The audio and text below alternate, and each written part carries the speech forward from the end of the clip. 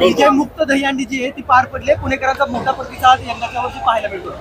आनंद वाटतोय की पुणेकरांनी परत पारंपरिक पद्धतीने आणि संस्कृतीला शोधणारा दहीहंडी याला स्वीकारला आहे.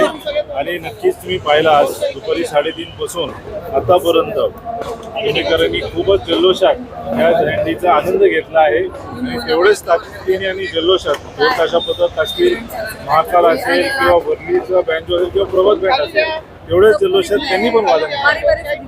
गर्दी मोठ्या प्रमाणामध्ये पाहायला मिळते. समोर गर्दी असते, सगळीकडेच गर्दी पाहायला मिळते. गणेशोत्सव देखील असाच प्रतिसाद मिळेल अशी अपेक्षा आहे. 100% कोविडच्या काळानंतर गणेशोत्सव मध्ये पण खूपच गर्दी वाढली आहे.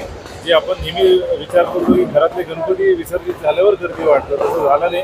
मागचे 2-3 वर्षापासून आपण पाहिलं तर पहिल्या दिवशीपासूनच गर्दी असते. तर ह्या वर्षी पण मागच्या वर्षीपेक्षा दुप्पट गर्दी गणेशोत्सवात दिसेल. आलं होतं, त्यांनी विशेष आकर्षण ठरलं होतं. त्यांनी काही मेसेज सुद्धा त्यांनी दिलेले. त्यांनी ऑपरेशन सिंदूर हे जे आहे आपल्या सगळे भारतीय लष्कर असेल, वायुसेना असेल, नौदल असेल यांना त्यांनी सलामी दिली आहे. तसेच युवा वाद्य पथकनी पण ऑपरेशन सिंदूरला 51 तिरंगा ध्वज लावून त्यांनी त्या जे लष्कर हे आहे त्यांना सलामी दिली. दहीहंडी कोणी फोडली, कुठल्या पथकाने फोडली आणि किती दर रावलं? दहीहंडी राधाकृष्ण गोविंद पथकनी फोडली आहे. त्यांनी 7 थर लावून ही दहीहंडी फोडली. थँक्यू.